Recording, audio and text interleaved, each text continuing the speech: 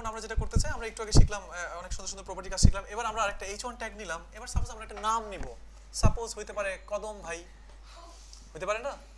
এখন কদম ভাই নিলাম, কদম ভাইকে নিলাম। ধরে নেন এই কদম ভাই হচ্ছেন খুবই ভালো মানুষ, তাহলে ওনার কালার কি হবে? সাদা। ওনার খুবই ভালো মানুষ, উনি খুবই মানে থাকে না খুব নিরীহ মানুষ, শান্তশিষ্ট মানুষ, তাহলে ওনার ব্যাকগ্রাউন্ড, ওনার কালার হবে সাদা, ব্যাকগ্রাউন্ড কালার হবে সবুজ, ঠিক না? আবার একই এলাকার মধ্যে থাকে না শয়তান না আপনার মুরগি কদম থাকে না, ওই যে আপনার কালা কদম থাকে না, এরকম আমাদের এলাকাতে একটা ছিল, কি জানি নাম আর কি, কালা কি জানি, বাট ওই লোক এত ফর্সা, বাট এটা তার ব্র্যান্ড হয়ে গেছে। ব্যাপারটা বুঝতে পারছেন? এখন ধরেন এইখানে আমরা নিলাম হচ্ছে কালা কদম। এবার একটু চিন্তা করে দেখেন, আমাদের এই কদম ভাই ওনার কালার হবে সাদা, ওনার ব্যাকগ্রাউন্ড কালার হবে সবুজ, font size 100 pixel, text line centre সবকিছু ঠিকঠাক আছে, বাট কালা কদমের কি হবে? ওনার কালার হবে রেড, ব্যাকগ্রাউন্ড কালার কি হবে? কালো, ঠিক না? এরকম হবে না? এখন আমরা এই কাজটা কিভাবে করব সেটা আমরা এখন শিখবো, এবং এই কাজটা করতে গিয়ে আমরা এখন শিখে যাবো হচ্ছে আপনার খুবই সুন্দর একটা ট্যাগ আছে আপনার ডিভ ট্যাগ, সেই ডিভ ট্যাগের ব্যবহারটা আমরা এখানে শিখে ফেলবো আর কি। এবার আসেন আমরা এখন ধরি, আমাদের উদ্দেশ্য হচ্ছে আমরা এই কদম ভাইকে ডিজাইন করতে চাই, বুঝতে পারছেন? কদমে আছে কোন ট্যাগের ভিতরে? h1 tag. h1 ট্যাগটাকে ধরবো, ধরে বলে দিব তোমার ফন্ট সাইজ হচ্ছে 100 পিক্সেল, সরি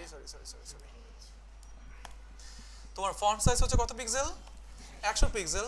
তোমার হচ্ছে ফন্ট ফ্যামিলি হচ্ছে তাহমা, টেক্সট অ্যালাইন হচ্ছে সেন্টার, কালার হচ্ছে সাদা, সাদা মানে হচ্ছে হোয়াইট, আর ব্যাকগ্রাউন্ড কালার কি দিব আমি? Green, green. এবার যদি স্ক্রিনটাকে আপনি রিলোড দিবেন, দেখবেন আমাদের কদম ভাই আর কালা কদম ভাই দুজন কি হয়ে গেছে? আপনার সেম ডিজাইন হয়ে গেছে। এটা একটা সমস্যা না? এটা একটা বিশাল বড় ধরনের সমস্যা। ব্যাপারটা বুঝতে পারছেন? এই সমস্যার সমাধানে আমরা আসলে কি ইউজ করতে পারি সেটাই আমাদেরকে এখন শিখতে হবে। আপনারা সবাই বুঝতে পারছেন? এই সমস্যার সমাধানের জন্য আমাদের একটা ট্যাগ আছে, ট্যাগের নাম কি? Div tag. ট্যাগের নাম কি? Div tag. একটা খুবই গুরুত্বপূর্ণ ট্যাগ, নাম হচ্ছে ডিভ ট্যাগ। ডিভ মানে হচ্ছে জায়গা, ডিভিশন। বাংলাদেশকে অনেকগুলো ডিভিশনে ভাগ করা আছে, প্রত্যেকটা ডিভিশনকে আবার অনেক অনেক ভাগে ভাগ করা আছে, ভাগ করতে করতে করতে গ্রাম চলে আসছে না? আচ্ছা, এবার আসেন আমরা একটু কল্পনা করি, আমাদের এই কদম ভাই হচ্ছেন আপনার গ্রামের মধ্যে থাকে না উত্তরপাড়া, থাকে না উত্তরপাড়া, আবার কি থাকে দক্ষিণ পাড়া। এখন আমি যদি বলি ধরেন সাপোজ এই কদম ভাইকে আমরা একটা পাড়াতে নিয়ে যাব, ঠিক আছে, আবার এই কদম ভাইকে আমরা আরেকটা পাড়াতে নিয়ে যাবো, এরকম একটা প্ল্যান আমাদের। ডিভ ট্যাগের মাধ্যমে আমরা দুইটা এলাকায় তাকে আমরা ভাগ করে ফেলবো। ডিভ ট্যাগ এখানে শুরু করলাম, শেষ করলাম, এই কদম ভাইকে একটা ডিভ ট্যাগের মধ্যে নিয়ে গেলাম, ওকে, আরেকটা ডিভ ট্যাগ আমরা এখানে শুরু করলাম, শেষ করলাম, এই কালা কদম ভাইকে আমরা আরেকটা ডিভ ট্যাগের মধ্যে নিয়ে গেলাম। এবার ডিভ মানে হচ্ছে জায়গা, এক কথায় ডিভ মানে কি? জায়গা, একটা গ্রাম, একটা বিভাগ, যে কোনো কিছু হইতে পারে। আপাতত এইখানে ডিভ মানে হচ্ছে কি? একটা গ্রাম। আমরা এখানে ডিভ ট্যাগ শুরু করলাম, শেষ করলাম, তার ভিতরে একজন কদম ভাইকে রাখলাম, এটা হচ্ছে একটা জায়গা।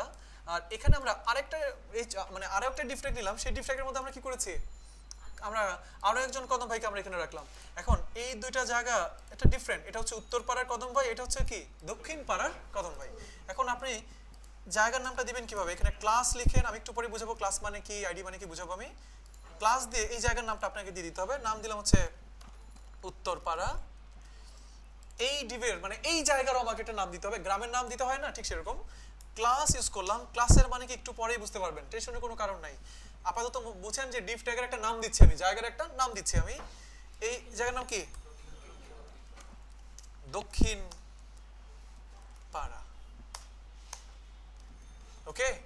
এবার আমরা কাজ করবো কিভাবে দেখেন, সব বাদ দেন, এবার আপনি এখানে সব কিছু বাদ দিয়ে দেন। আচ্ছা, যাই আছে নাম, ঠিক আছে। এবার দেখেন আমাদের উত্তর পাড়া জায়গার মধ্যে আমরা একজনকে রেখেছি কদম ভাই, দক্ষিণ পাড়ার মধ্যে কাকে রেখেছি? কালা কদম ভাই। এবার আমি ধরবো, কাকে ধরবো? আমি কদম ভাইকে ধরতে চাই। কদম ভাই আছে কোথায়? উত্তর পাড়ায়। যেহেতু উত্তর পাড়ায় উনি আছেন, ডট উত্তর পাড়া, ডিভের নাম দিয়েছি উত্তর পাড়া, এই জন্য আমরা কি দিয়ে ধরেছি তাকে? ডট। ডিভ নিয়ে সামনে আমরা আরো অনেক কথা বলবো, জাস্ট আপাতত কনসেপ্টটা নেন আর কি। উত্তর পাড়া ডিভের h1 ট্যাগ, উত্তর পাড়া ডিভের ভিতরে যে h1 ট্যাগ আছে সেটাকে আমরা ধরে এখন সাইজ করতে চাই। কি সাইজ করতে চাই? তার ফন্ট সাইজ করে দিতে চাই আমি 100 পিক্সেল, তার কালার করে দিতে চাই আমি হচ্ছে সাদা, তার আপনার টেক্সট অ্যালাইন করে দিতে চাই আমি সেন্টার, ফন্ট ফ্যামিলি করে দিতে চাই আমি তাহমা, আর কিছু করতে চাই ব্যাকগ্রাউন্ড কালার করে দিতে চাই আমি গ্রিন। দেখেন তো শুধুমাত্র উত্তর পাড়ার কদম ভাই ডিজাইন পেয়েছে কিনা, দক্ষিণ পাড়ার কদম ভাই পাইছে? সাপোজ এখানে আপনাদের এখানে সাপোজ একজন আপনার নাম হচ্ছে রোমন, রোমন নামে যদি 3 জন থাকে, আমি এসে দরজা দিয়ে ঢুকে বললাম রোমন ভাই আসেন, চলে গেলাম, কার দিকে তাকালাম না, 3 জন রোমন ভাই চলে যাবে না? ব্যাপারটা বুঝতে পারছেন? আমি স্পেসিফিক ভাবে যদি ওই মানে ধরতে চাই, যেমন টি শার্ট পরে আছেন যে রোমন ভাই, উনি চলে আসেন, অথবা আব্বুর নাম ধরে বলতে পারি অমুকের ছেলে রোমান ভাই চলে আসেন, তাহলে কি সবাই আসবেন? তার মানে ধরাধরি করার ক্ষেত্রে আপনাকে কি করতে হবে, স্পেসিফিক ভাবে যদি আপনি কাউকে ধরতে চান আপনাকে একটু, যেমন আমরা এই দুজনকে ধরেছি কিভাবে, একজনকে উত্তর পাড়ায় নিয়ে গেছি, আরেকজনকে কি দক্ষিণ পাড়ায় নিয়ে এসেছি আমরা। আপনারা কি সবাই বুঝতে পারছেন? যদি আপনার মানে আমরা এই পার্টে শিখলাম কিভাবে আপনি অনেক অনেক ট্যাগ থাকা সত্ত্বেও স্পেসিফিক ভাবে কোনো একটা ট্যাগকে আপনি ধরে কাজ করবেন। আপনারা সবাই বুঝতে পারছেন?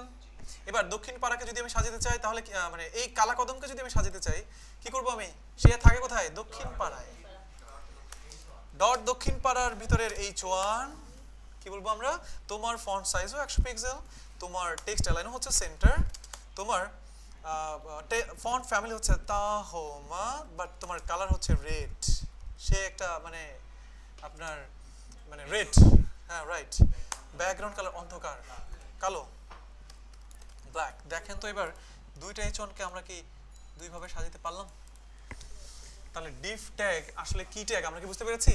একটা জায়গা। ডিফ ট্যাগ মানে কি, একটা জায়গা। ডিফ ট্যাগ মানে হচ্ছে একটা জমি, একটা গ্রাম, একটা বিভাগ, একটা জেলা, আপনি যে কোনো ভাবে চিন্তা করেন আর কি। তবে ওয়েবসাইটে আবার জেলা টেলা নিয়ে আসেন না, ওয়েবসাইট মানে হচ্ছে স্পেস, একটা জায়গা মানে একটা স্পেস আপনি নিয়ে কাজ করবেন আর কি। আমরা কি তাহলে ডিফ ট্যাগের কনসেপ্ট ক্লিয়ার হইলাম? হ্যাঁ হ্যাঁ সবকিছু করবো আমরা এখনই আসতেছি আর কি। আমরা এখন সবাইকে বুঝতে পারছি?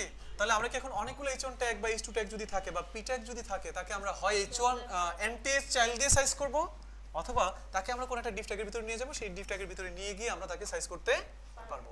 কারো কোনো বুঝতে সমস্যা আছে? ক্লিয়ার? এবার ডিফ ট্যাগটা টোটালি ক্লিয়ার হবে না এখন।